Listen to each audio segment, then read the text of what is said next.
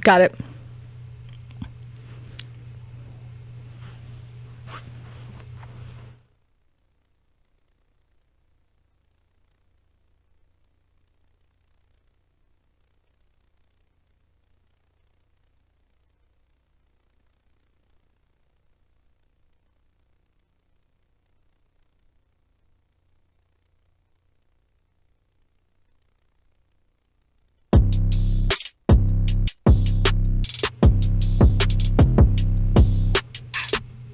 Hello, my name is Taya Graham, and welcome to the PAR Police Accountability Report End of the Year Accountability Livestream.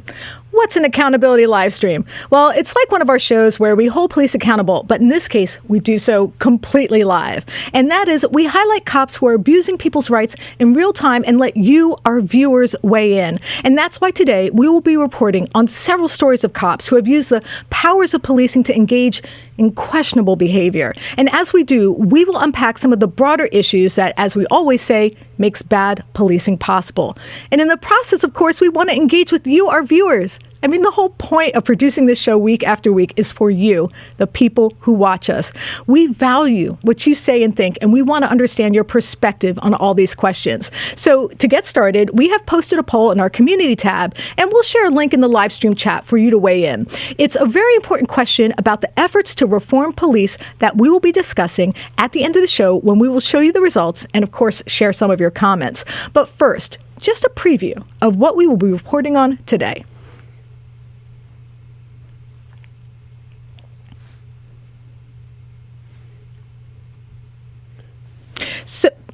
So this is a video of an accident caused by a Washington state trooper. But despite the evidence of what you are seeing on the screen, police tried to frame an innocent truck driver and blame him for the collision. It's a perfect example of how the cover-up is often worse than the crime. Then we will be talking to Chris Ryder, the cop watcher, otherwise known as For Public Safety, who has been documenting and investigating the misconduct of an Indiana sheriff who raided their home but is now facing serious charges himself. And finally, we will close out the show with one of our favorite guests, Otto the Watchdog, and he will be giving us an update on his fight for justice with Royce City, Texas law enforcement. And he will share what his years-long ordeal fighting the law enforcement establishment there has taught him about the challenges of holding police accountable. And he might have some good news as well. But first, as usual, even though we've been planning this show for weeks, I have to find Stephen. I mean, he knows he's supposed to be here, but right now he's simply MIA. Fortunately, our excellent show director, David Hebden, has been looking for him too. Dave, do you have any updates? Oh, you found him. Thanks, Dave. So good. I'm going to have such a great Stephen outdoor. Stephen. I'm so excited. Stephen. One over here. One over here. Stephen. One over here. Oh. I cannot believe this. Oh, hey, Taya, what's going on? How you doing? Do you like what I'm doing here with the Christmas tree? What are you doing with the corn nuts? What are you doing? Oh, well, I'm putting them up on the Christmas tree. Max gave them to me as a Christmas bonus, and I thought it looked good to have like a little Christmas thing for myself outside. Stephen, you know, it gets a little... Stephen, we have a live stream tonight. Oh, we have a live stream tonight. Yes, we wow, do. I didn't know that. So should I come inside? Absolutely. Okay, get in here right now. I'm coming, but I want to just finish with the corn nut thing. No, get in here and buy my corn nuts. No, and Max wants the corn nuts back. Get back in here. He wants them back? Yes, he does. All right, I guess I have to come inside then. All right. Please, just come inside. Fine. Thank you. I'm coming in. Thank you, Stephen. I'm coming in. I'll be inside. Oh my gosh, I can't even believe this. You know, he's a hard-nosed investigative journalist, and he's just used to being in the outdoors and, you know, beating the pavement for stories. It's hard to get him back into the studio. Dave, thank you for locating him. As we wait, and this is live, you know, you just have technical difficulties like this sometime. So as we wait for him to make his way into the studio, I think we probably just need to keep rolling. So, as I said before, we posted a new poll on our community tab, which we would love for you to respond to. It asks a question that is related to our last poll, but with a twist. Remember last week we asked you if you thought body-worn cameras had changed police behavior. Interestingly, more than half of you thought they did. But tonight we have a slight iteration on that question that is related to the guests we will be speaking to later. And the question is, do you think cop watchers have had an impact on how police behave? That is, have cop watchers made police think twice before abusing their power? Have they made things better or worse? And obviously, we have done extensive reporting on cop watchers, both the controversy and, of course, their struggle to film police and, in doing so, hold police accountable. But we wanted to know what you think. Wait. Oh, Thank you for gracing us with your presence. Yeah, I brought some corn nuts with me. So Thank you. Yeah. Are you okay? Stephen, I think you have the wrong mic in your hand. I don't want to use this one. I can't use my outdoor mic. No, I'm pretty you're indoor now. Okay. Yeah. All right. Thanks. You sure? Okay. Yeah, it's All cool. right. It's cool. Since you finally decided to grace us with your presence, I'm going to ask you the question. Me? Yes. That we had in our poll. I know you've covered this topic before, but Right. what are your thoughts?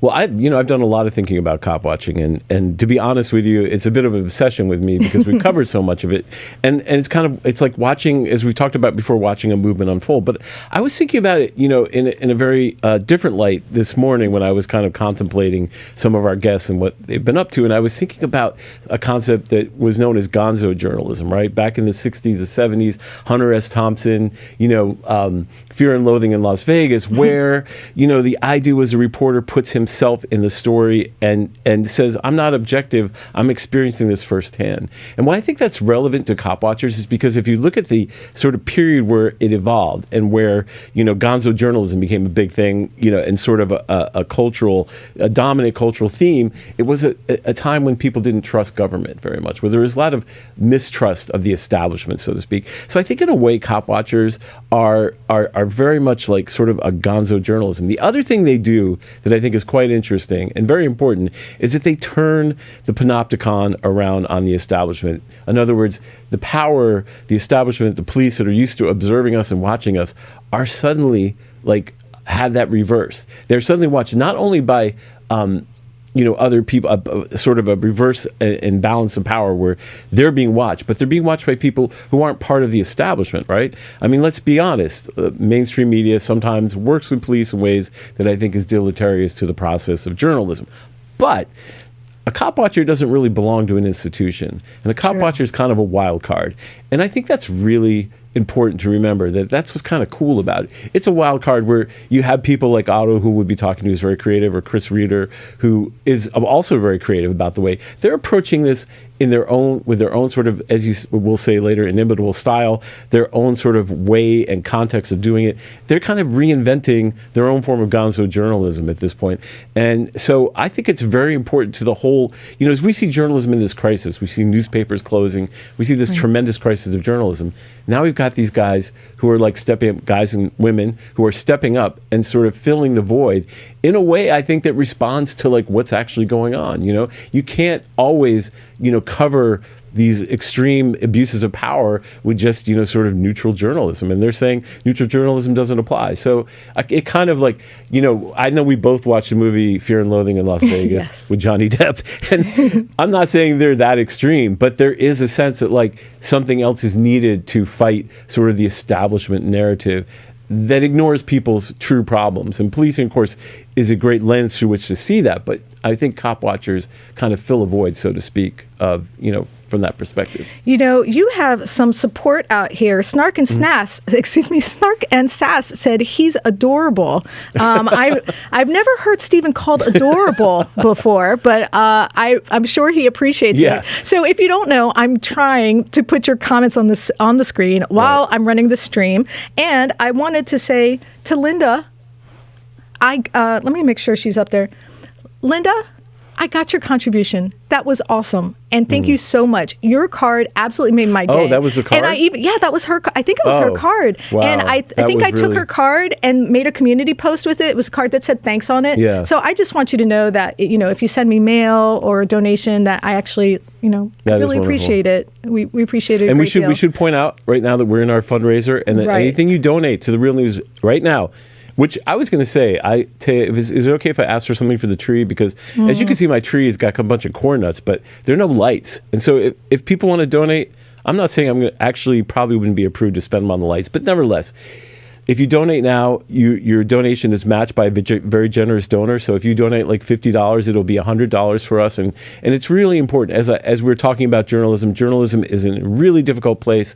And it's wonderful to have something independent like The Real News and have independent journalists who are not tied to any institutions really going out there and telling people's stories. So if you can donate, we would really appreciate it. And, I think it would be good for everyone to kind of contribute to journalism. You know what? I think I'm seeing some amazing people people in our live chat right now. I think James Freeman, the James Freeman, oh my God, also known as the GOAT, right, is in the live chat. I think we've got HBO Matt, Texas cop watcher there too, and I think I see Janet Matson from out in Colorado. Okay. So this is like an impromptu cop watcher summit. This might be a cop watcher convention. We need to change the title. And you know what? I think I saw Ms. Justice too. You know, Blind Justice has a YouTube channel. He's a First Amendment activist and well-known cop watcher and disability activist. And also Mrs. Justice has joined him on his First Amendment activities and adventures. So hello to you, Mrs. Justice, and hello, Matter of Rights. So, you know, one thing, Stephen brought up the donations, and I just want to say, I just have to reiterate, what's actually kind of amazing right now is that if you donate $1, any dollar you will donate will actually be matched. And so we're very fortunate right now. So if you've ever felt inspired to donate, now is a terrific time. So I think the donate button is here directly underneath the live chat. But I want you to know that if funds are tight for you and even a $2 donation is just too much right now, it's okay. I understand how that can be. You can also help us by just taking the time to leave a comment, giving us a thumbs up, subscribing to the channel, and making sure to share this with your friends. Invite your friends to our live chat so they can be part of the conversation, and hopefully eventually they'll want to be part of the PAR family as well. So yeah, and if you want a voice of the people, so to speak, a journalism organization that responds to people. That's what we do at The Real News. We are not the voice of power. We are not the voice of the elites or the establishment. We literally go and talk to people and flip the script, really. Sometimes we describe the police accountability as Cops, the show in reverse, where Cops, that show, you know, the reality show that's always shot from the perspective of cops, you know, sort of tells a cop narrative, but doesn't tell the narrative of the people who are experiencing what it's like to be under the oppressive thumb of policing. So, you know, if you support us, there's an independent voice out there for you, and that's why we're here. So, oh my gosh, donate. Joe Cool. Joe Cool. Joe Cool's in there. Oh my God, we have the luminaries. My gosh. Okay, that's so cool. The luminaries. Hey, Joe Cool. And I also just want to say hi to Julia Clark. I know that fight to get body camera is something else. Yeah. So, you know, we're still there with you, and we're wishing you the best in getting that body camera. We care. We do. And I also want to thank our mods, Lacey R. and hi, Noli D, hey, Noli. in the Lacey. chat. Make sure to show our mods some love. I also hope Michael Willis is in the chat. He better be in there. He might be in there. Oh, okay. Oklahoma outlaw audits. Oh my gosh, it is just happening in the chat right now. It is a cop watcher. Okay, this is awesome. Hi, Oregon Rogue. We're going to officially declare this a cop watcher summit at this point. I think we need to change the title of the show. I like the live stream accountability, holiday special, but we're going to declare this de facto. I think we should check with Max. Hold on. Max, is it okay if we change the title to a cop watcher summit? Look, there's official misconduct. Whoa, look at that. I looked at the screen. Well, I'm pointing it to... Right, don't point. You're going to confuse me. I'm trying to look at you. Okay, I'm sorry. But just so you know, all these great cop watchers are in the chat, so, you know, you might want to just go and check out their channels later. Yeah. But let's get back to our first story of the PAR Accountability Livestream. Okay, so it's a cautionary tale about what happens when law enforcement investigates itself. It's a story that reveals that when it comes to deciding their own guilt, police have very little incentive and very few checks that force them to be truthful. So this story starts with a video. It depicts an accident involving a Washington state trooper who made an illegal turn and crashed into an oncoming vehicle. Just watch.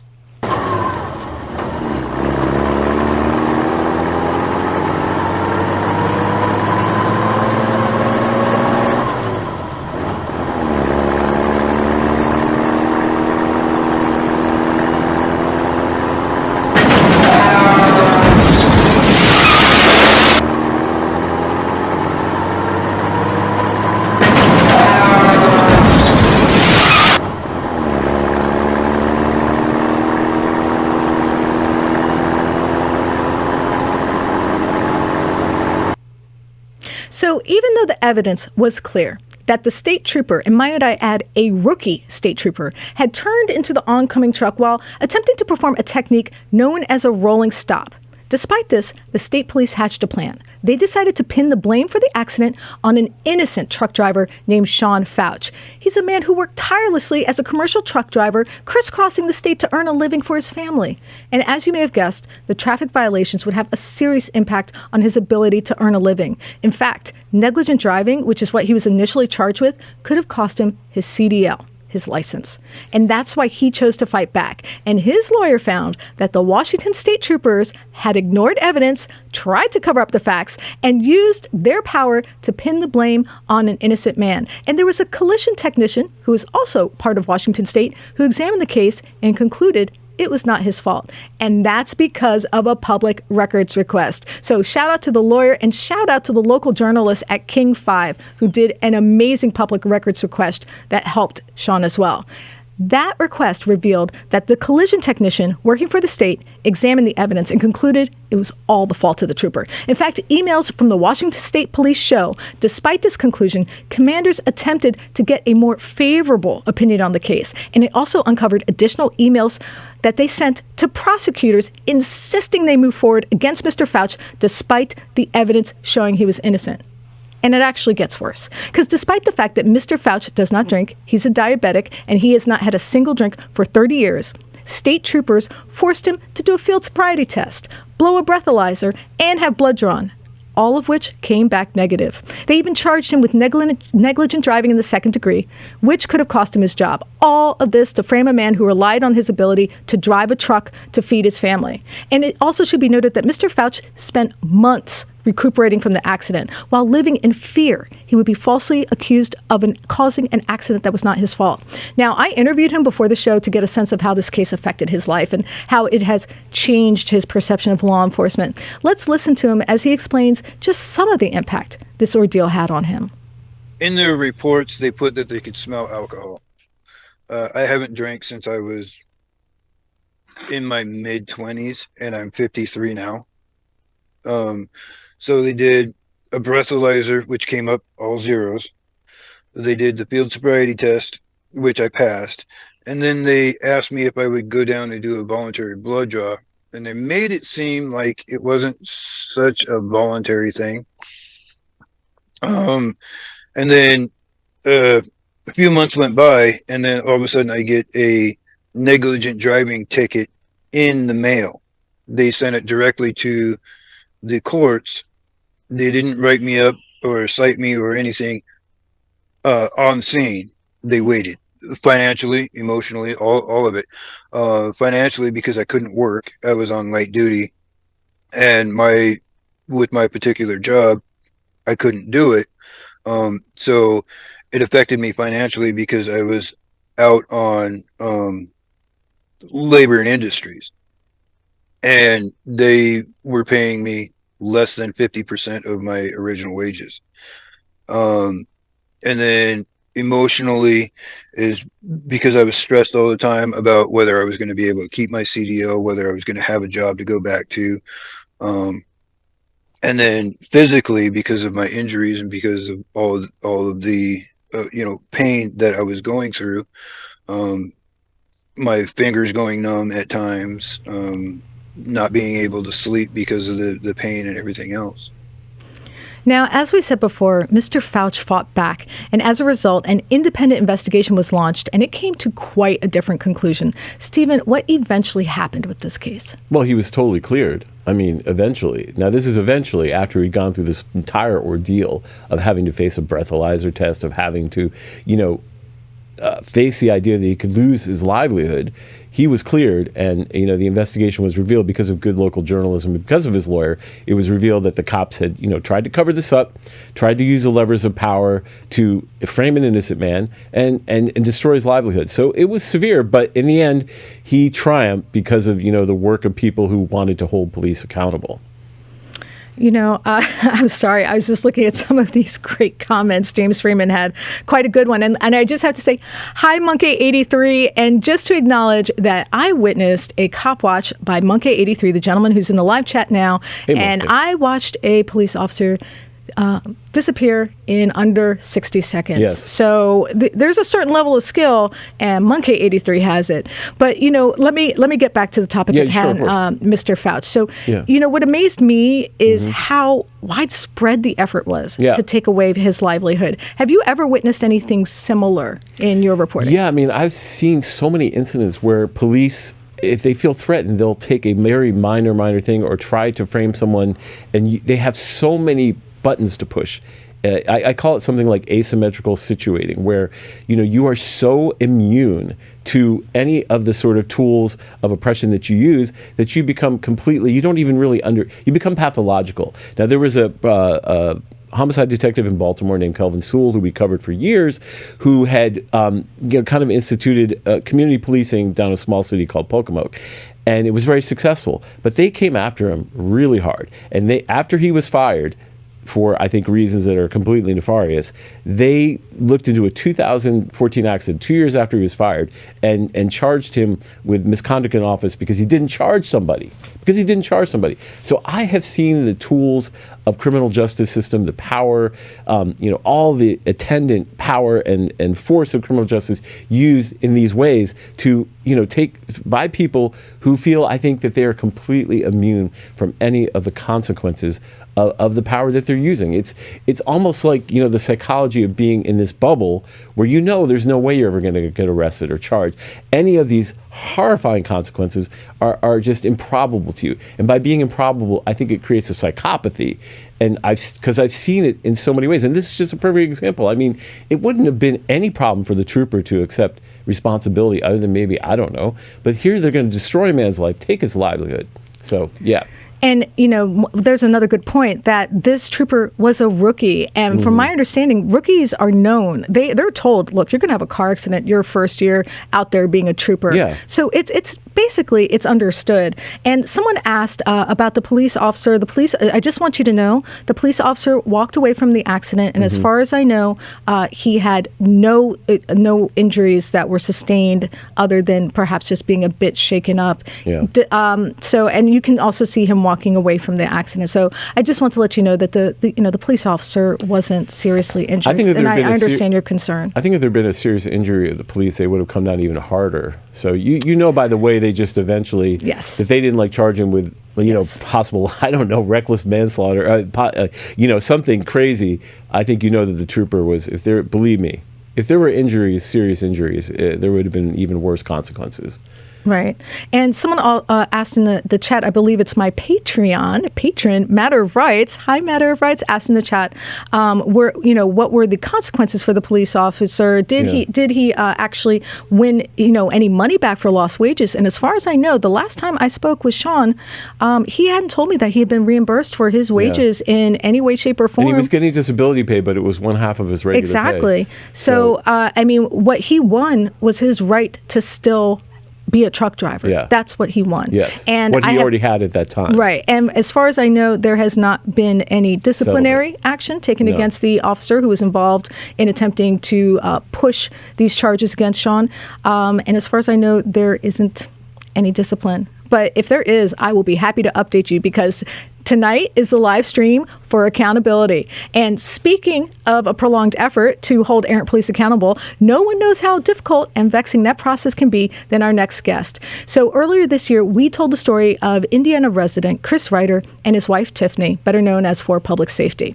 So the couple were home one night when police conducted a raid. Startled at first and later distraught, the raid turned up nothing, prompting Chris to push back as well. And his question was simple. Why would Clark County sheriffs target his home with the often deadly and intrusive tactic of a SWAT raid? What had he done to deserve such a troubling violation of his rights? A violation that led to Tiffany being seriously re-injured. Well, that's what started his years-long effort to fight back. Now, part of that fight was for public records requests for himself and to help others in his community. That led Chris to the sheriff's department, where he was also helping Joe, a father of a young man who had been severely beaten by police. He was there to help him file a complaint.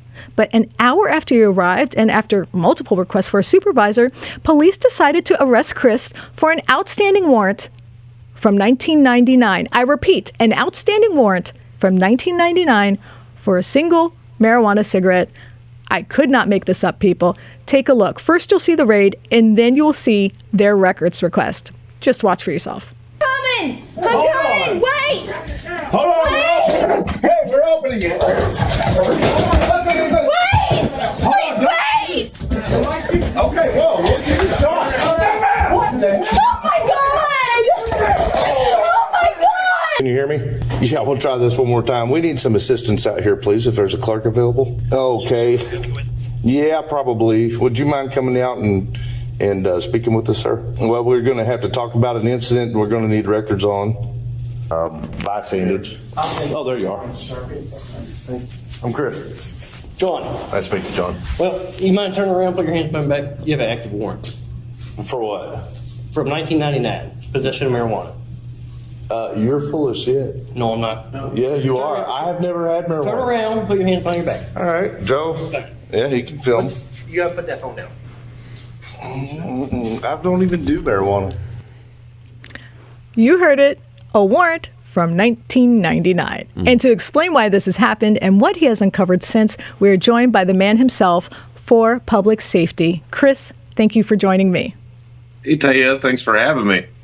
So we're so happy to have you back. And let me just take you back. I know this raid happened a little while ago, but we have to address it. Just for the people who don't know, tell us a little bit about the raid, what it was like, and what steps you are taking to address it. Well, the steps I'm taking to address it makes it where I can't talk about it a whole lot. Right. You don't have to go into specific details. We're in a very active lawsuit, which we're doing very well. We've got great attorneys who are handling business with this as it needs to be done. So it's been a long, tough 3-year road on that whole situation.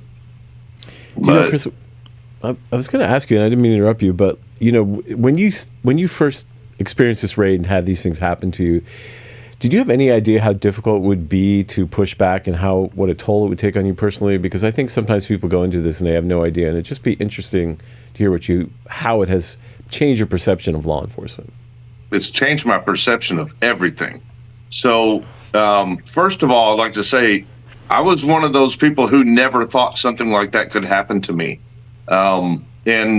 And it came right very shortly after the Breonna Taylor incident happened, less than 20 miles from my house. And, you know, that was on everybody's mind at the time. That raid was. And then they came through our door.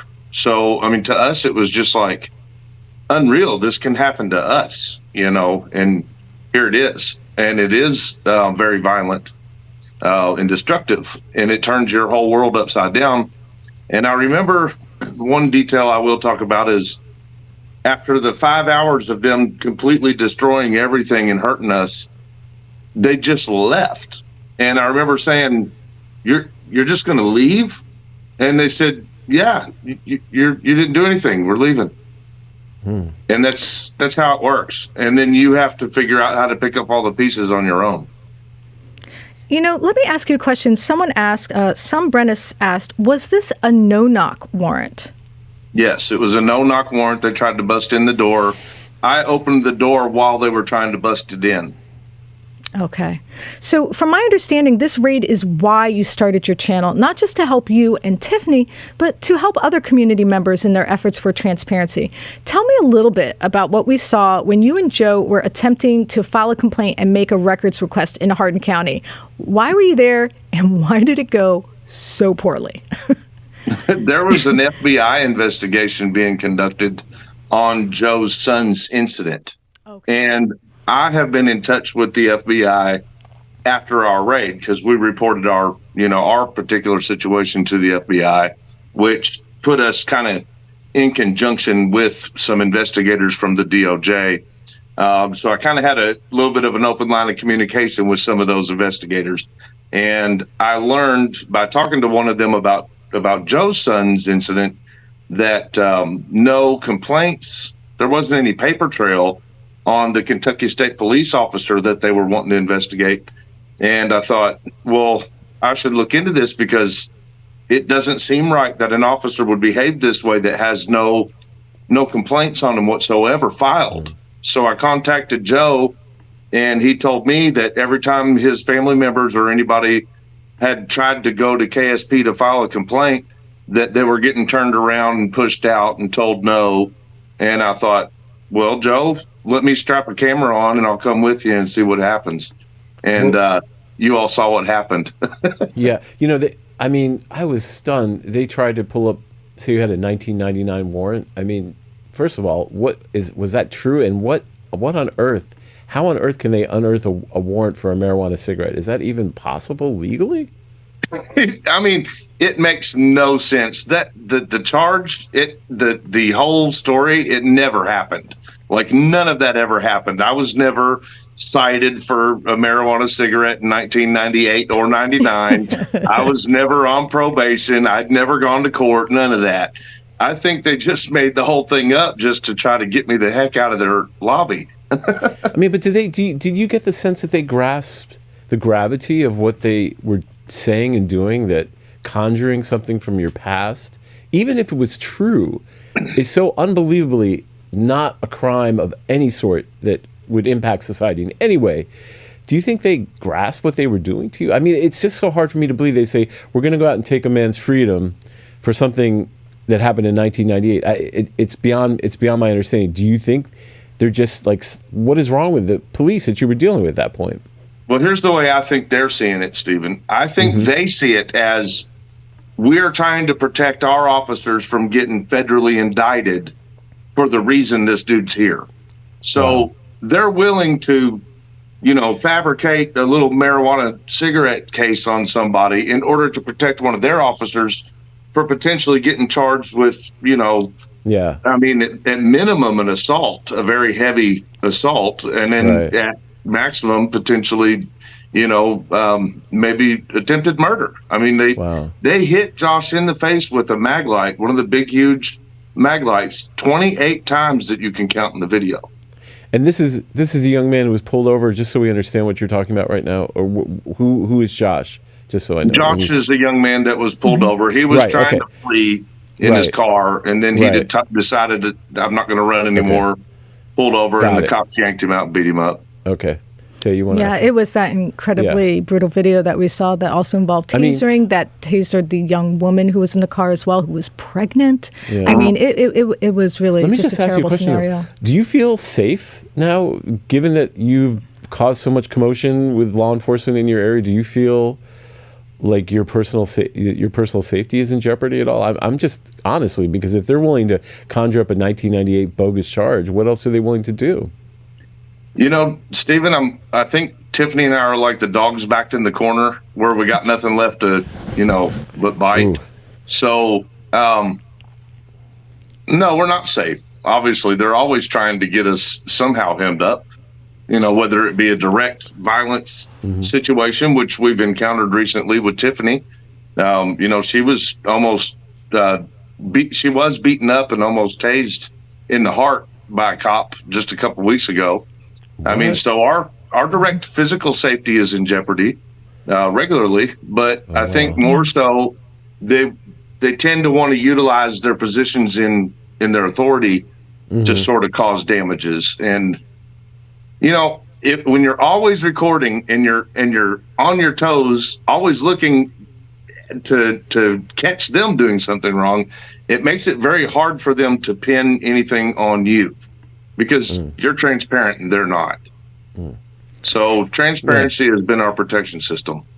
Let me go back a little to the sheriff at the heart of the raid. And from my understanding, it was that raid that made you start your channel. And this is really an epic saga. I mean, I think you were aware he was hoping to be a TV star. I think he was involved with the show 90 Days In. He was hoping to maybe start on Narcoland. But instead, he's starring in a court case with 15 felony charges. Tell us a little bit more about Sheriff Noel, the charges he's facing, and how vindicating it is to see this accountability from the sheriff that caused you and Tiffany so much pain and so much strife.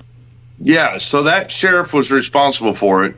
He is the author of the show 60 Days In. They were trying to do a spin-off show called Narcoland, and in that there was a few of his officers that were heavily involved in the television drama series that fabricated a lot of paperwork to do a bunch of these raids on people. And that's how ours ended up happening. But we started digging, Tiffany and I, because we needed the records from our own case. And as we were finally getting somewhere with records and finally starting to see what actually happened and what was happening to other people, like I said, we were in contact with the FBI from the DOJ. So as I would find things and as people would reach out to me and say, that's not all what you're exposing it and anything else, there's more. then we would find that proof and we would give that to the feds, and the feds were giving it to the Indiana State Police. And I mean, ultimately it blew up into this investigation, and now you're starting to see the outcome, which it took several years. I mean, we're almost 3 years in now, and you're seeing some of the charges that we have effectively as a team in this area uncovered, and a lot of it was used exposure through my and Tiffany's YouTube channels. You know what, Chris, I have to interrupt you right here because someone in our live chat, because we address all comments, whether positive, negative, or neutral, someone said 15 trumped up charges. Jeez. I feel like, Chris, we need to help people understand what type of charges he's facing. Let me start out. For example, Sheriff Jamie Knowles was found with over 130 cars on his property. He was also pressuring police officers and other employees of the state to do work for him around his house, like fix his HVAC system or pour concrete, all types of things.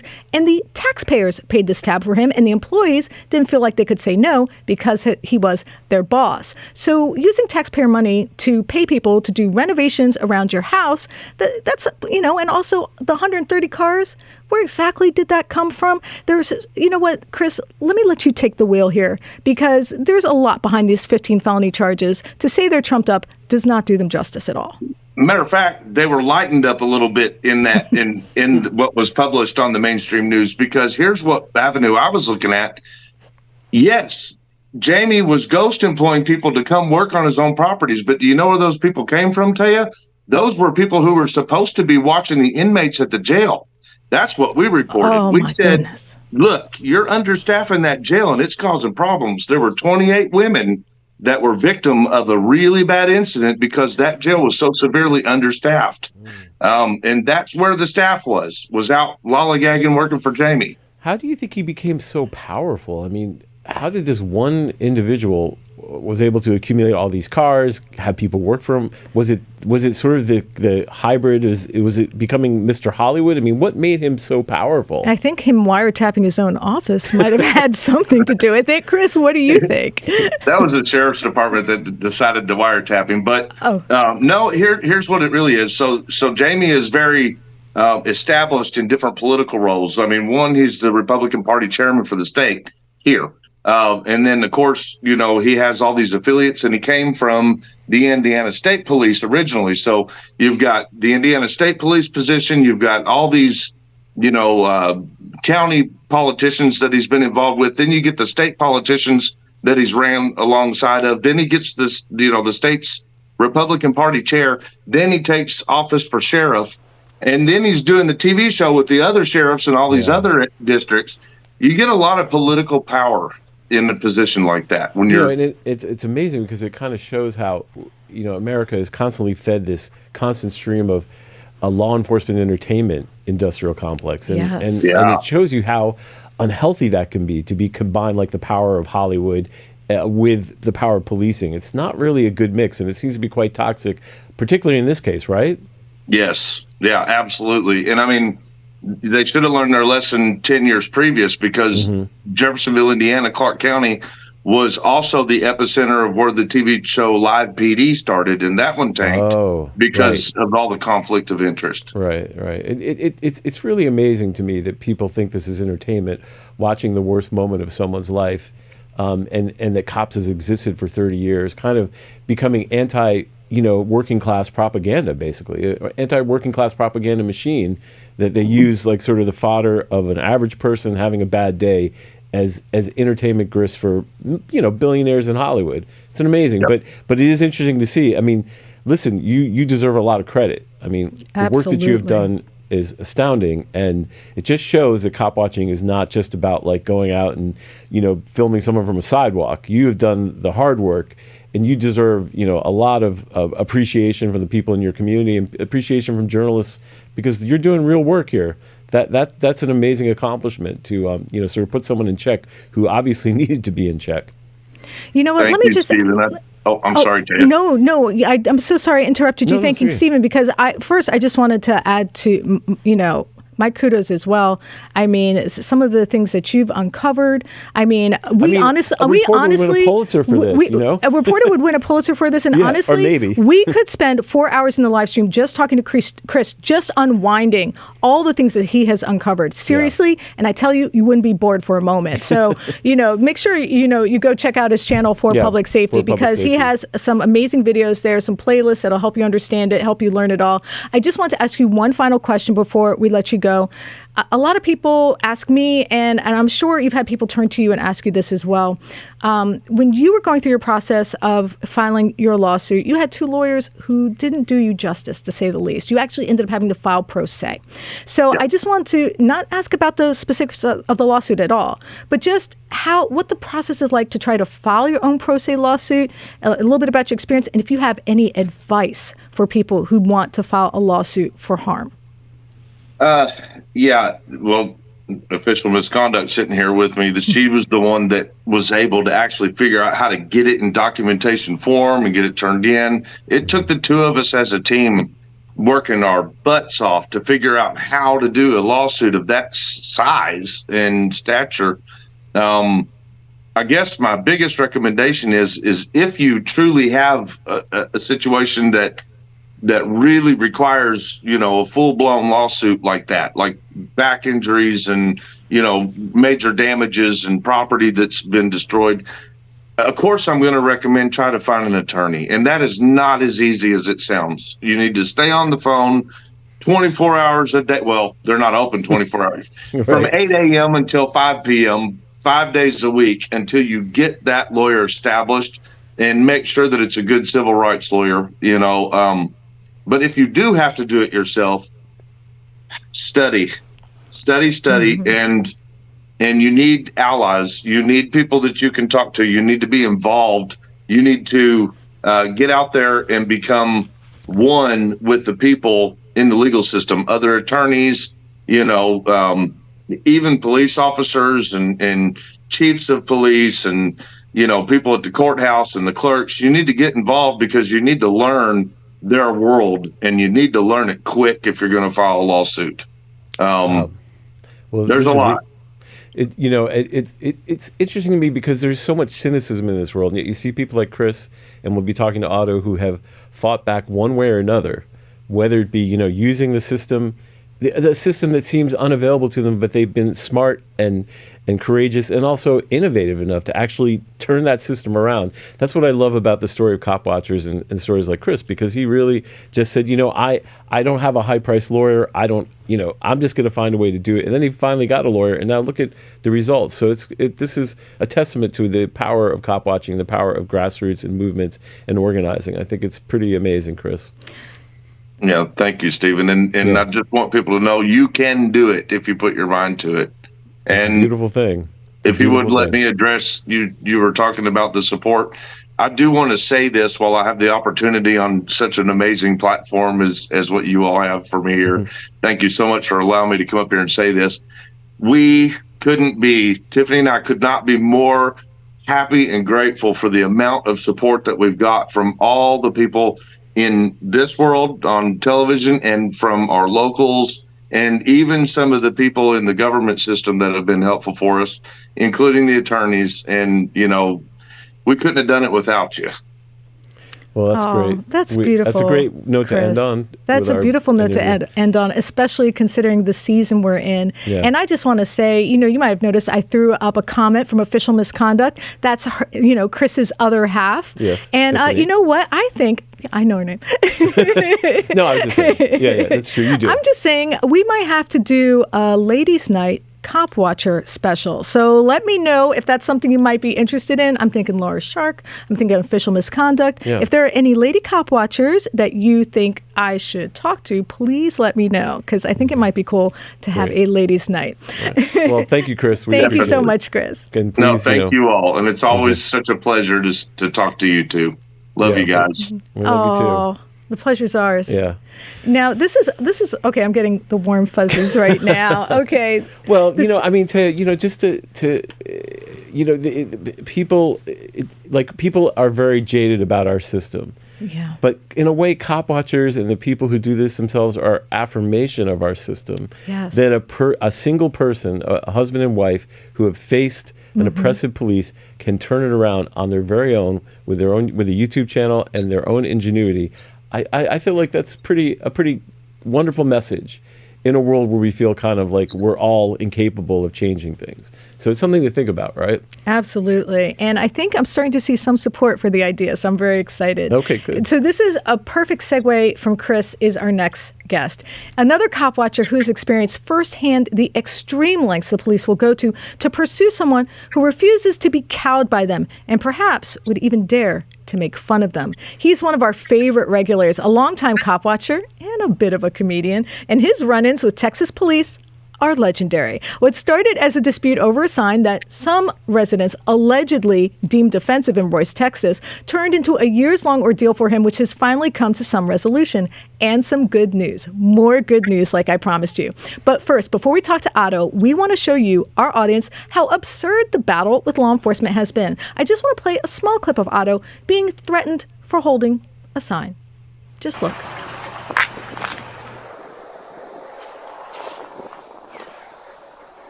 We've just been through this before. Yes, we have. So why are you here? I'm here because I got calls, complaints from people in the city, neighbors, citizens, About? complaining about you What and they complain about? your sign. Okay.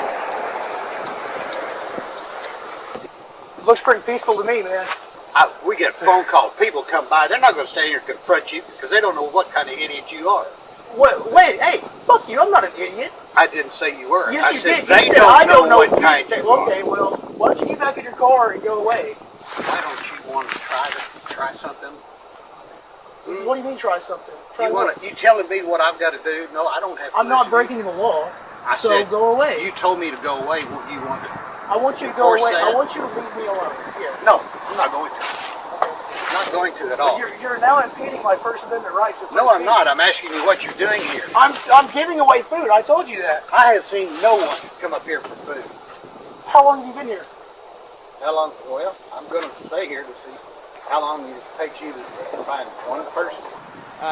You're soliciting without a permit. You texted me earlier, Otto. Yeah, I told you that I was going to Which give is not food your away. real name, by the way. We do have a complainant that's willing to sign a statement against you. Okay. For the language on the sign. Oh well, that's not even a crime, is it? So what if I get You know. what if I get somebody that says they're not offended by the sign? Doesn't matter. I have a complainant. Well, how does that Okay, make any sense? This is how either you're not going to use the sign or you are. If you're going to use the sign, then you're going to be under arrest for disorderly conduct. And now, joining us as our final guest of 2023 is the inimicable, the incomparable Otto the Watchdog. Otto, thank you for being here. Hey, I'm glad to be here. Thanks for having me. So that first video clip comes from a playlist on your channel called Otto versus Hawk Cove, and it's where you experience some police pushback for your sign, allegedly because it had profanity on it, although I do think it's debatable if any drivers were truly offended enough to call the police. But be that as it may, this isn't your only infringement of your First Amendment rights for holding a sign on the side of the road. And I just want to mention to people, these signs did not contain threats, mentions of specific political parties. They simply explained a simple, heartfelt truism. So, Otto, tell me about the lawsuit you filed that you just won. And I believe it's in Royce City. And you've got to tell me about the flop, the nonviolent resistance. Why don't we answer the Royce City? Okay, tell me about Royce City, and then later tell me about the flop. Okay, so I filed the lawsuit against Royce City. It was actually not from that specific incident that you just showed. It was the next day. I was holding the same signs, and they arrested me for displaying those signs. So the flop, I was charged with felony resisting arrest on that, and in depositions they said I was resisting because I was using the force of gravity against the officers. I'm sorry. So I'm sorry. gravity is felony. Sorry. Sorry, Otto. I'm sorry. That's so unprofessional, but that is so crazy. Wait, Otto, Look, go ahead. Finish what you're saying. I'm sorry. We were laughing. I could not have written that as a joke. You know what I mean? It's just too ridiculous. I wouldn't have written that. That's not. It wouldn't have been funny if it didn't come out of their mouth. You know what I mean? Right. Well, Right. Go ahead. I'm sorry. Go ahead. No, they were serious. It wasn't a joke for them. Right. It was interesting because when I was watching the video, the first video, it was interesting because the police officer says something that I hear over and over again. And I want you to talk about this. He says, "You're not going to tell me what to do." And it seems cop watchers have a penchant for challenging that idea. Do you notice that cops get pretty upset when you start telling them like go away or something? That seems to really trigger them. Oh, absolutely. They don't like it one bit. As a matter of fact, James Freeman has probably one of the most triggering phrases that there is, and that is "you are dismissed." Ooh. They absolutely hate it, and it's true. I mean, there's no reason for them to be there. They're putting themselves there, and they just will not leave. Sorry. So go away. I mean, just stop. It wouldn't have been an incident if they had just left. Wow. I mean, because I think some of the things about cop watchers, as we talk about them tonight, and particularly in your case, is that you kind of, by challenging that authority that they seem to have that over space where they can tell anyone what to do, you bring out an absurdity of police power in supposedly a constitutional democracy or whatever, and it seems like every time you push them on that, they seem to do something crazier. It almost seems to make them crazy, right? I don't know what it is. Yeah. I guess I'm thinking the time I don't know why they just can't let it go. Mm-hmm. I guess it might be part of their training or something. Mm-hmm. But if they initiate the process, they can't just stop doing it. They have to continue. It never stops with, let me see your ID. Then you hand them their ID, and then they have another question. There's always another question. Right. That is part of their training, to continuously have another question. It doesn't matter what the answer is. But is it their training, or is it just something about the power of the cultural power of policing? Because what I love about your videos like that, like the time you were bowing down to the cop, you kind of expose that really sense of if I come into a situation, I can control all the events, even though there's a constitution that says they can't do that. It's almost like you're kind of delving into the psychology of police, which is showing how absurd it is that they can order someone around for apparently no reason. Right. Well, I was not arrested for bowing to them. Okay, so keep that in mind. Take it for what it is. Right. And as you said, I'm a comedian. I got in this trying to tell jokes. I just wanted to be funny. I don't align with a political party specifically. I try to stay in the middle and just make fun of whatever it is that's funny. And sometimes that's hard. Sometimes it's real hard, and you have to get a little bit dark on it. But I'm just out there telling jokes, and if they don't like it, they could look away. They don't have to be there. They can leave. They can just go away. It's fine. Yeah. That's a really good point. There's a lot of situations I've seen on body camera or cell phone camera where the police officers actually had the discretion to just leave. They were under no obligation to keep pressing or escalating the situation. And sometimes I wonder, why didn't they just walk away? Did we get Otto's information about what happened with his lawsuit? I mean, did he say? Well, you know what? Oh, by the way, the channel is Otto the Watchdog. Someone asked, and I wanted to answer. If you want to go see, it's Otto the Watchdog. It's on the YouTube, and it's on the Facebook as well. But did you tell us, did you win your lawsuit, or what happened? Oh, I filed a lawsuit against Roy City specifically, and also in Rockwall, which is the town next door, and I won both of those lawsuits. Wow, congratulations. The payout was a little over $100,000 combined. And whoa. Oh my gosh, I'm so happy for you. Are you going to become a monthly sustainer of the real news? Yeah, I guess so. But the problem is that I wanted them to stop violating people. That I was initially irritated at my local sheriff's department because they would drive fast and down in front of the road. They would speed in front of the road, constantly pull over people over on that road. License plate lights, pretextual stops, a lot of that, and it bothered me. And then I started looking, I found that you can look up public information, and I looked up the blotter, and I found that most of the people who are arrested are from out of town, right? So it's just people passing through town, probably going to that is work or true. something like that, Yeah. and heaven forbid they should have a license plate like that went out, or things of that sort. And it just spiraled into people sending me reports of corruption, and then I would look into that, and it just continued into what you have today. Yeah. Otto, I want to get a little personal with you, because you told me a story when we're working on a bigger project about cop watching, and you told me a story that I thought was really interesting. You said, I was kind of feeling like it was about the signs. You said, I was kind of feeling angry. I was angry, but I didn't want to be an angry person, so I started creating signs, and that's when I came up with I won't say the word, and stuff. And can you talk a little bit about that? Because I think that's really interesting that you decided to channel that into what you were doing, kind of your art, so to speak. Yeah, so, I've always tried to make things funny. Try to make bad things, lighten it up so that nobody feels, crummy. And when you talk about problems, nobody really wants to listen. They don't really care what the problem is or what the solution is. They just want to talk about it, So I was trying to figure out a way to get people engaged in something, just engaged at all. And I thought that something that had absolutely no meaning when you looked at it, but it does have a meaning. Everybody, you can understand the meaning, but it doesn't tell you what I'm talking about. And then you can just fill in the blank. And that took me some time to come up with a couple of phrases that would that fit that bill. And I wrote them down on signs, poster boards from the dollar store, and it was funny. It was funny. Most of the people would stop and just take a photo and post it on Facebook.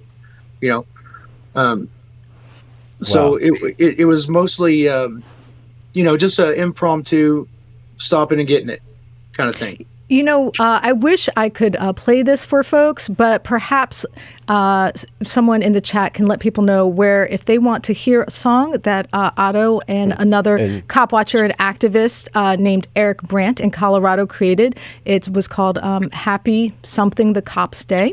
And if you would like to find out about it, I am sure there's someone in the chat that can direct you either to Otto's channel or the song itself, if you're interested in some of the ways that Otto uses humor to express himself. Now, because one of the themes tonight is when the cover-up is worse than the crime, in the case of the city of Hawk Cove, it seems to me that the police department and City Hall's attempt to cover up the crime of misusing the law caused a judge to be forced out of office. I mean, he wasn't even allowed to resign. He was terminated after he signed his resignation in protest. And this is an amazing case because this happened when a judge was standing up for the law and he was punished for it. And you're right in the middle of this case. You've got to tell us more about it. Yes. Yeah. So the very first time I brought out the sign was because I have to back up a little bit. I was going to food banks and collecting food for several houses and taking it to them because they didn't have a car. And then the church where I was picking up the food boxes found out about that and decided that I could do more. I could help more people if I had more stuff.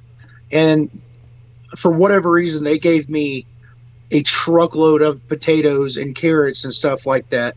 And I had already been looking into some stories in Hot Cove, and I've got friends and family there. So, hi, by the way. So I went out there, and I called the chief, or I texted the chief of police, Rhonda McKeon, that morning, and let her know that I was going to be doing that. And she told me I'd need a permit, which I disagreed with, and that was what brought the signs with me that morning. And anyway, so they ended up giving me a ticket. It took four officers an hour and a half to decide that the most appropriate ticket, or the most appropriate thing to do to me, was to issue me a citation for solicitation because I didn't have a permit to give the food away. Well, there was no ordinance by which to cite me under, so they wrote it after the fact and just kind of slipped it in there into the rule book. Right. So they wrote the ordinance after they wrote me the ticket, and then backdated it and slipped it into the code book. Okay, so this is incredible. Okay, wait 1 second, because I was trying to look up Ordinance 100-11 online, and this explains why I can't find it, because it doesn't actually exist. It was written just for you, backdated, and slipped into a pile of files just for you. Without any sort of legislative function, like it wasn't the council that passes, like the police department literally just made up a law? Well, I think the city council was in on it, right, Otto? Were they in on it? Yeah, but so the council, that's you're correct, Stephen. That's the proper method, right? It is written, and then it is read twice at council meeting and an open council meeting, and then the council votes on it and adopts it, and then it becomes an official ordinance. Yep. None of that was done. They just wrote it, backdated it for the day before because there was a council meeting the night before. Right, so they they backdated it for the day before, and then wrote me a ticket for it the next. Well, so they backdated as if the council had approved it when they had not. Yes, as if the process had been done. Right. And wow. When I had my local contact there let me know that this was happening, and then that was the day that Freeman and I showed up to attend the council meeting in which they were discussing the termination of the judge. Wow. Right. So the judge actually had written or had contacted the mayor and told the mayor that this ordinance was invalid and what had been done with it. And he didn't do anything about it. He didn't say anything or make any changes. And then I go to court on that. And that ordinance was still in place as if it was okay. And the judge dismissed my citation. And if I had the experience and education that I do now, at the time I would have filed, official complaints and lawsuits on that because this is absolutely egregious. I just wasn't capable at the time. But it's really interesting. You should say that because just as we talked to Chris Reeder, you were someone again who was unfamiliar with the law, and now you're quite familiar with the law, right? So that you kind of taught yourself, just like he did, just like Eric Brandt did, who we'll talk about a little bit later. You kind of taught yourself the law, right? This is all something you've learned in the process. And I guess what's interesting, and what have you learned? I mean, what's your big takeaway from all the things you've gone through the lawsuits, the charges of felony camping, all the crazy stuff that's been thrown at you as a person? What's your takeaway from it? Just out of curiosity. Oh man, trying to narrow it down would be. I know. Oh man, so getting past like the intellectual stuff, learning law and the process of the law, and actually more about my rights than I ever could have imagined when I picked up the sign for the first time. Right. And besides all the intellectual stuff, I've learned that random strangers can come out of the woodwork and absolutely save your bacon.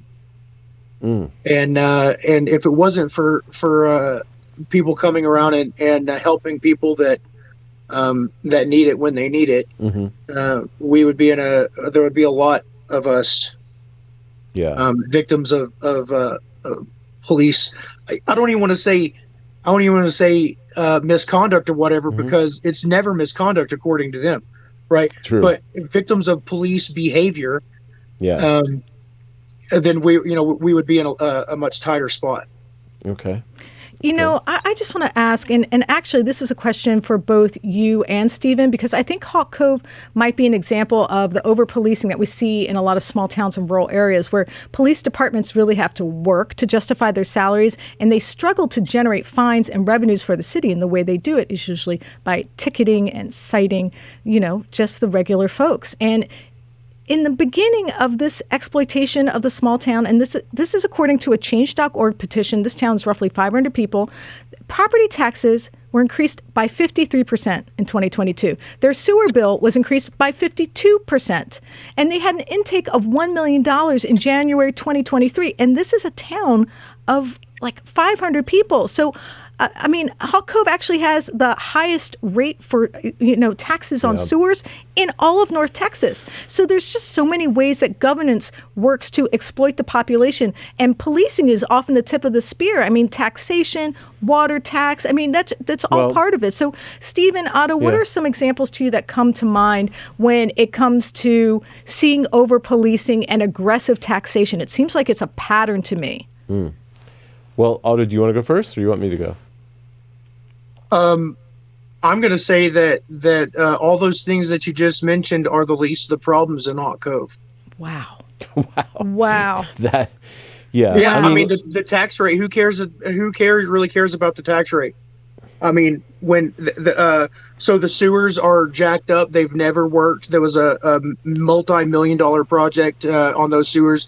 It never worked. Oh my gosh. They have the city maintenance has been accused, and they say that it's not true, but there's so many things that are going on. All right, that the tax rate being way higher than it's actually even legally allowed to be for a town that size.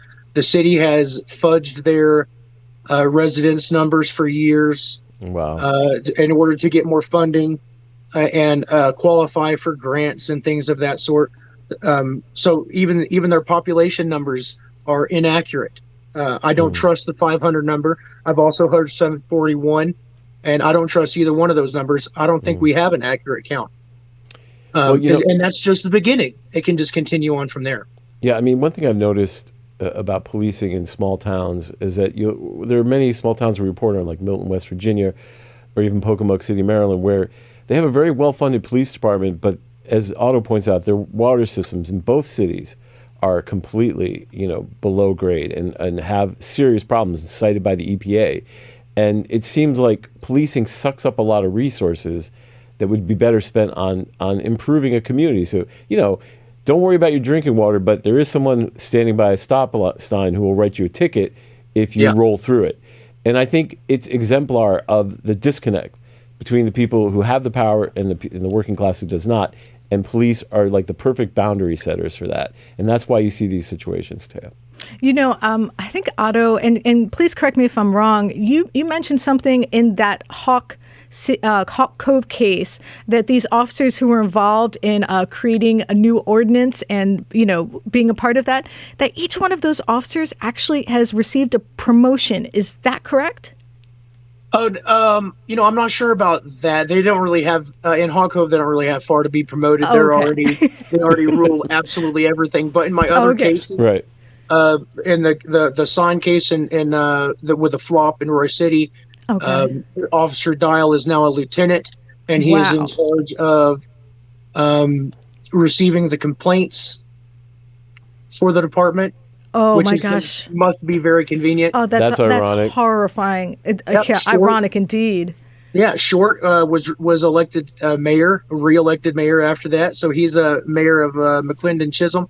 He's also a sergeant at a different police department down the road. And Officer Lane and Rockwall that arrested me for flipping her off has also been promoted. So she's now a sergeant and doing field training for other officers.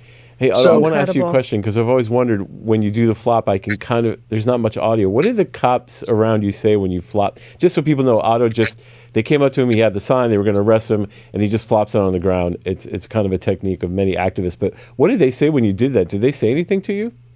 I don't think they said anything immediately. Dal told me to roll over, which I wasn't going to move. I didn't want to be resisting any further. Right. You know what I mean? Yeah. Or assaulting an officer. I'd hate to roll over one of their toes. No, they didn't say anything. I think everybody was just pretty stunned. Maybe a little bit disappointed. Maybe they were afraid that they were going to have to carry me to the car. I don't know. Okay. I don't know. I'm sorry to throw that in there. I was just curious, but go ahead. I just knew that I didn't want to participate in their shenanigans. Understood. Fair enough. That is honestly quite fair. I tell everybody, of course, talk to your attorney. I am not an attorney, and I'm damn sure not your attorney, but talk to your attorney if you feel like flopping is good for you, take a couple practice runs before you do it. Well, I have to admit, something I thought was really interesting when you told me about it is that you said that, a lot of civil rights activists use sort of passive non-resistance. You don't resist, but you don't participate in your own, as some people call it, in your own kidnapping or your own false imprisonment. And you just took it to another level. Like Otto just has a way of doing. I just wanted to make sure, because I think you touched on this. There's a court case that I'm sure must be near and dear to your heart. And actually, someone in the chat mentioned it. It's Cohen v. California. And that's the Supreme Court case that famously held one man's vulgarity is another's lyric. And so this court case is so important because even speech as undignified or offensive to others is still worthy of protection. And without this protection, the government almost has limitless power over our speech. So you recently, I believe, won another lawsuit to protect freedom of speech. Can you just, tell us a little bit about the process and just let people know how hard it is to fight one of these cases? Because I think people hear, Cop Watcher won a lawsuit here or Cop Watcher won a lawsuit there, and they don't know how many years it takes, the process. I was arrested on December 16th of 2018. And the case finally settled in, actually it was either February or June of 23. So you can add that up. Mm-hmm. That's pretty typical. It takes a lot. I of course recommend an attorney. Well, I would recommend an attorney, but then I would preface that by saying a competent attorney. And those are even more rare than an attorney that's willing to take a case that's going against the establishment. So it is definitely a challenge, and you do have to work very hard. I was fortunate enough about halfway through my process, my court cases, that I found an attorney that was willing to help me find a criminal defense attorney because my criminal cases just dragged on forever. No convictions, by the way. No convictions. I have no criminal convictions. I did pled guilty to a speeding ticket, which, I was speeding. So it was a speed trap, and we can discuss speed traps and their efficacy at a later time. But I think that's pretty good. That for is a whole show. Been arrested at least a dozen times, probably somewhere around 15 or 20. So I'm very well versed on how just the discretion of an officer can turn your life around. And if I had stood up for my rights every time that they were about to be violated or was violated, I would have been probably 30 or 40 times that I've been taken to jail, because it truly does depend on the education level of the individual officer that you happen to be dealing with at the time. You know what? Let me just ask you a very quick question because someone in the chat asked this. Jodie, she said, "Can nothing be done to help Eric Brandt?" And if you can just give me just a quick update, just for people who don't know, Eric Brandt was an activist for the unhoused in Denver, Colorado. He was a First Amendment activist. He was known for some of his more impressive stunts. He would dress up in a Pikachu onesie or go to court wearing an American flag as a sarong, or a spaghetti strainer on his head because his religion was Pastafarianism. I mean, he was a very creative person.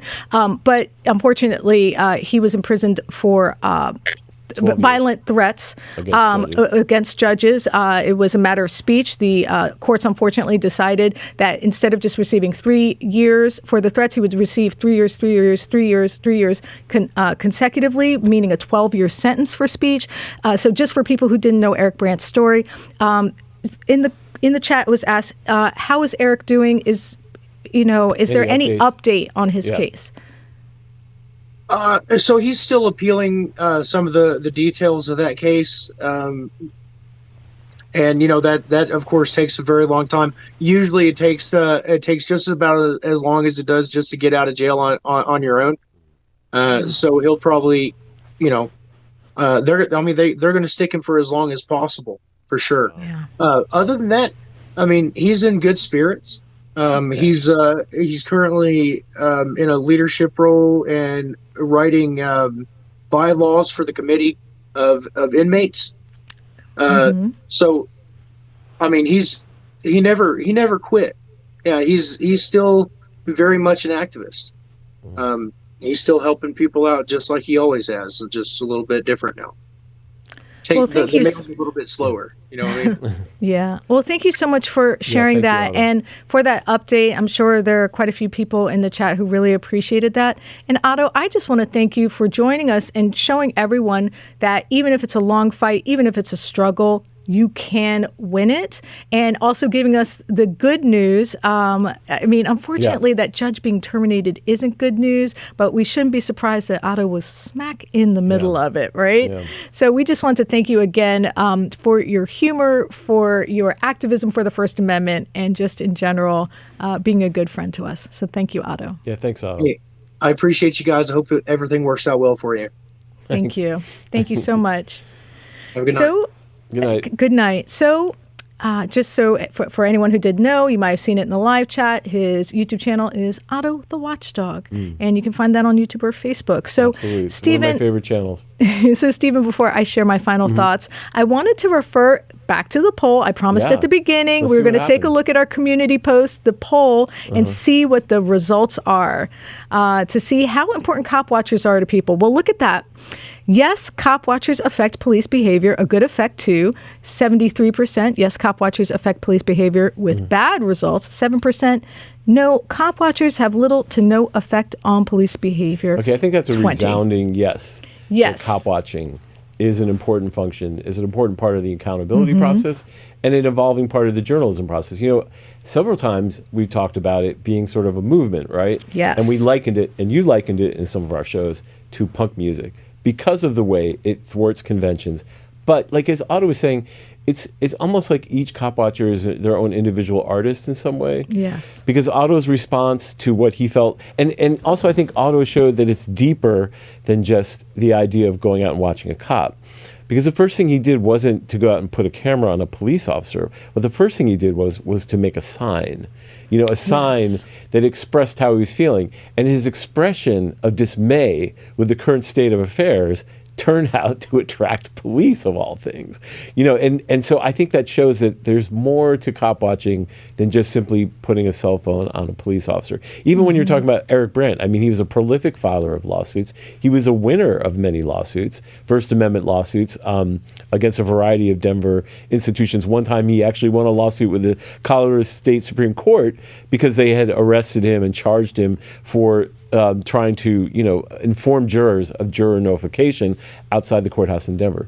So cop watching, like to call it just about cop watching, I think is something that we've talked about a lot. But you can see from Otto or from Chris Reader, there's a lot more going on. And, you know, even when we're talking about James Freeman, which I think is a really good example, we wrote a very extensive article about cop watching, about how people like James Freeman were taking it inside the courts and watching the court process. Because as they did, you know, as they confronted police, they realized that the courts were basically the final arbiter on what would happen out in the streets. And so James has started, you know, covering a courthouse in New Mexico, and they pushed back on him and tried to eject him from the courthouse or make it he could not go to the courthouse.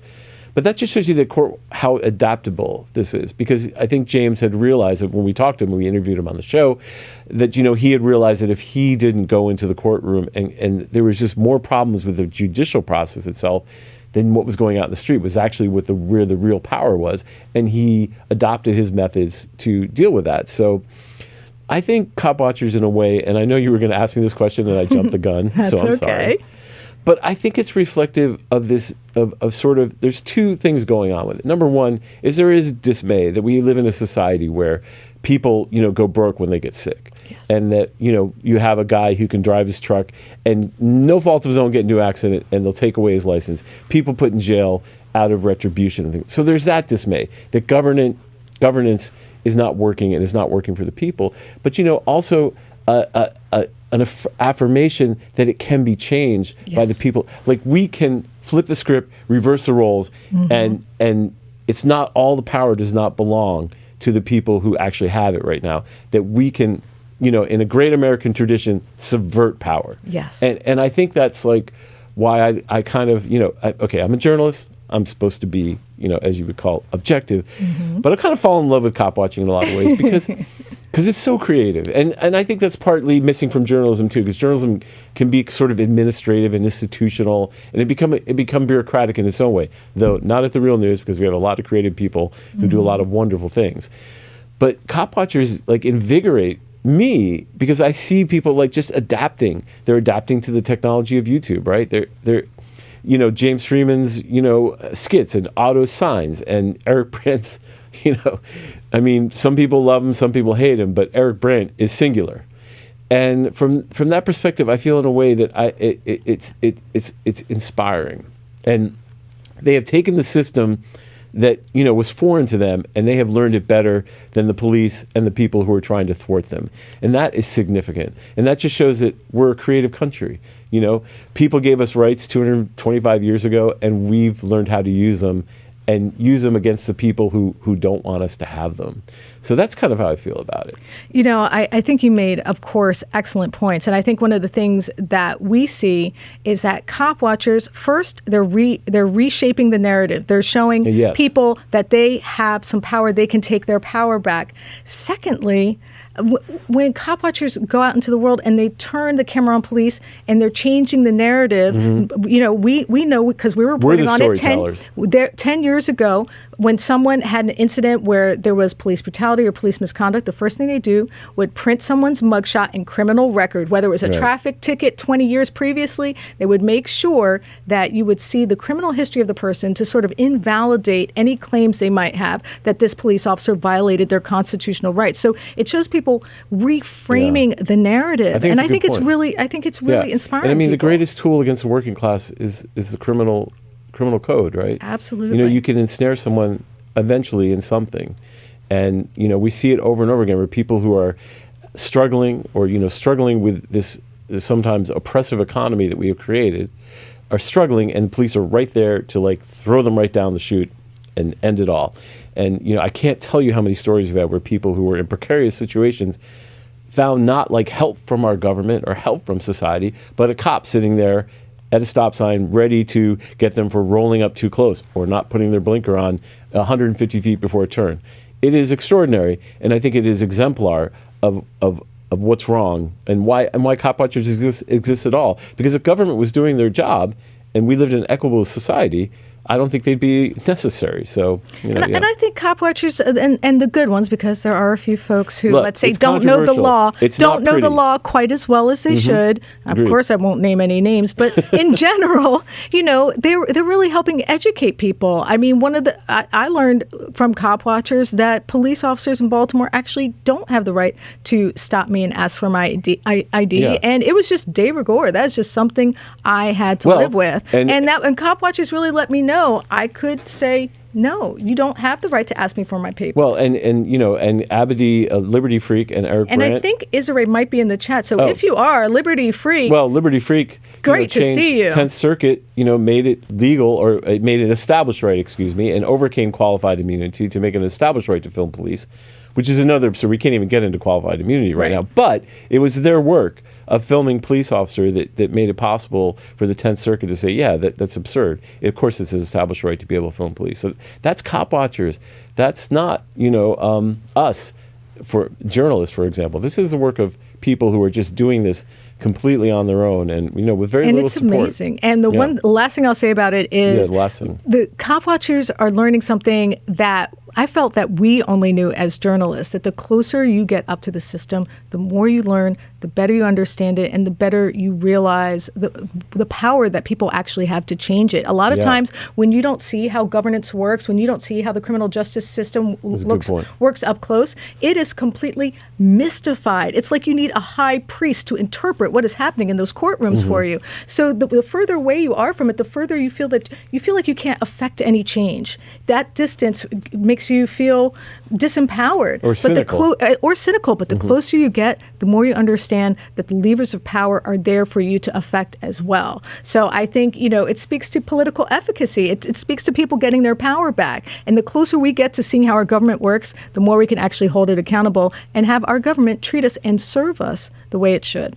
okay, last of our proselytizing on the benefits of cop watching. Right. And before I beg you, oh, by the way, Odin, who's been talking about Norwegian police, how they're educated, their lack of guns. I would want the next fundraiser for me to go and study the Norwegian police and do a comparison between the Baltimore City Police Department and any Norwegian police department you choose. I would like to select that we will as do my next report. A full-length documentary on Norwegian police if you send us there. Oh my gosh. I can't even imagine being given the opportunity to do something like that. And to see a cop without a gun, my goodness. Okay, before we beg you for another match donation or Lacey shares my Patreon account again, I just want to share something with you, heartfelt, that I thought about, and hopefully in keeping with the season.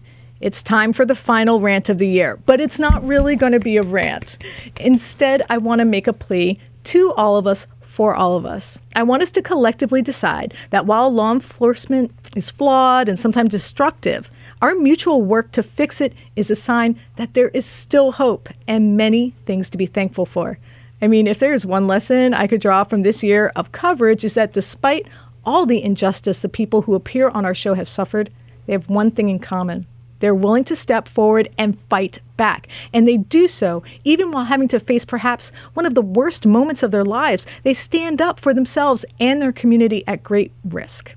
And what strikes me the most about this courage is how often I see it even in the midst of other problems in the lives of our guests. And what I mean is that mistreatment by law enforcement often comes at the most inopportune time. It seems that when a person is suffering through economic hard times and personal troubles, cops are always at the ready to make a bad problem even worse. I cannot tell you how many stories I've recounted on this show of a person who is in a precarious financial situation or struggling with a family crisis, and how this was made worse, much worse, by the chaos of an ill-timed arrest or a problematic encounter with police. But what also astounds me, again, is the people who I speak to, the people who take the time to tell me their stories despite suffering through this kind of stress.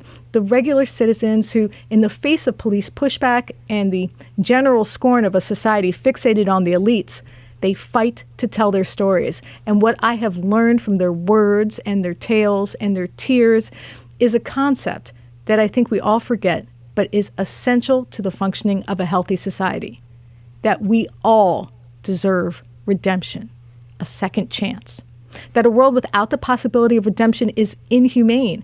In other words, a world without the possibility of personal growth or evolution, without empathy, without room to acknowledge our common humanity and similarities, is a world that can only be sustained by cruelty. So what I'm trying to say is that our guests who appear on our show, what they're fighting for is more than just the hope that police will be transformed or changed. What they're fighting for is a better world for all of us. And what they're struggling to build is a world where a person is not measured by charging documents or handcuffs or tinted windows or a false arrest, where law enforcement and the indiscriminate power of government does not define us, confine us, or prescribe how we live, where we, the people, are empowered to shape our own lives and to build our communities as we see fit. And we are even free to make mistakes without continual and ongoing harassment. I know it's a concept that is rarely raised in the context of law enforcement, but it's a question we have to ask ourselves. And it's also a debate that I think is at the heart of our show and speaks to the core beliefs of the people who appear on it. I know that there are people, no matter what you do and how to try to help, they will continue to wreak havoc on the lives of others. And I understand that the world contains evil that must be subdued, and we must protect ourselves from this destructive force. But you can't build a community based solely on cynicism.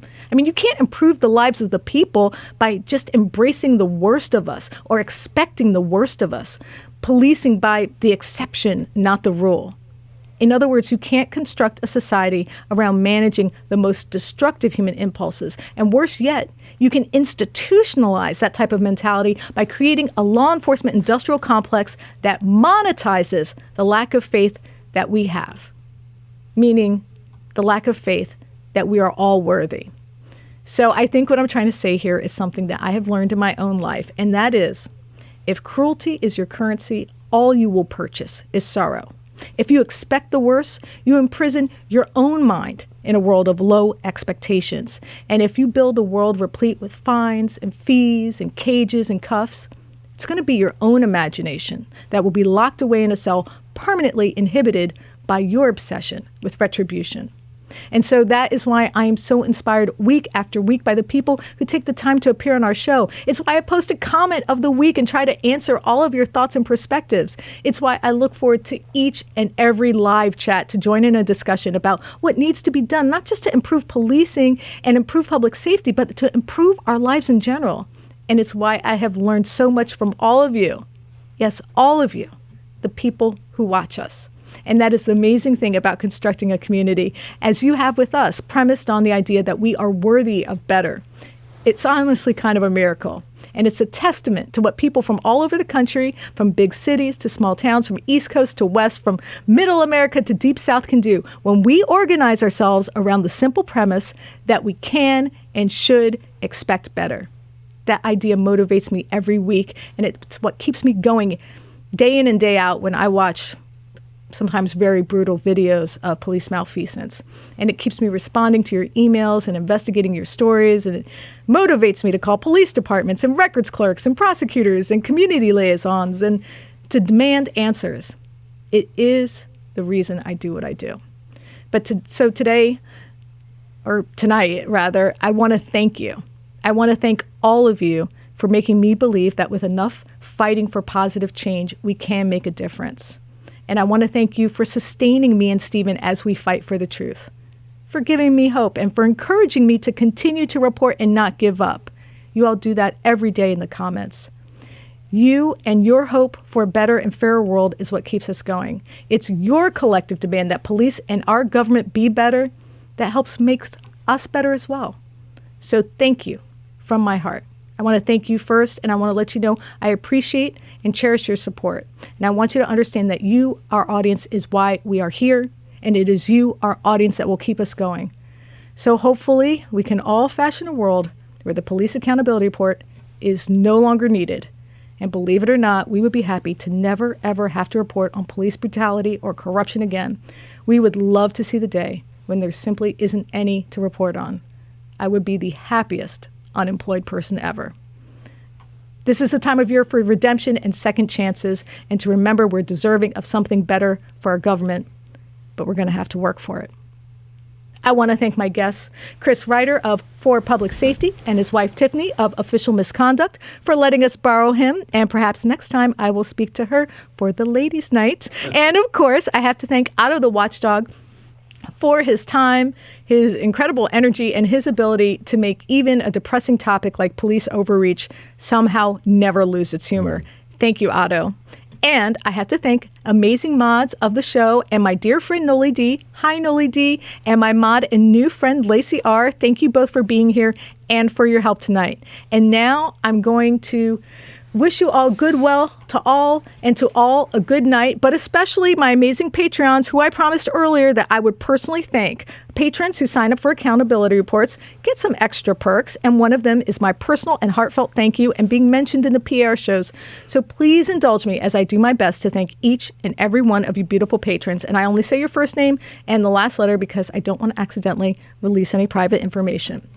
Lucida G, my PR associate producer, John E.R., PAR associate producer, Matter of Rights, my super friend, Kenneth Lawrence K, my super friend, my other super friend, Pineapple Girl, and my official patrons, Michael W, Marvin G, Nope, Zira M, XXX, Dante K Small, Rod B, Celeste DS, PT, Tamara A, Friends of PAR like Liz, S, Gary T, Ronald H, Marcia E, Bill D, Nin N, David W, Regina O, Jodes, Frank FK, Mary M, Dean C, Shannon P, Cameron J, Farmer Jane USA, Daniel W, Stephen B, Keith Bernard M, Mark William L, Guy B, Alan J, Trey P, John P, Ryan, Lacey R, Andrea J O, RBMH, Stephen J, Artemis LA, and David B. And since it's the season, goodwill to all, and to all a good night. And as always, please be safe out there. Thanks for joining us.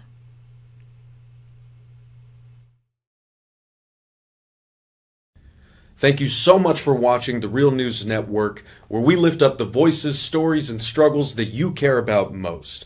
And we need your help to keep doing this work. So please tap your screen now, subscribe, and donate to the Real News Network. Solidarity forever.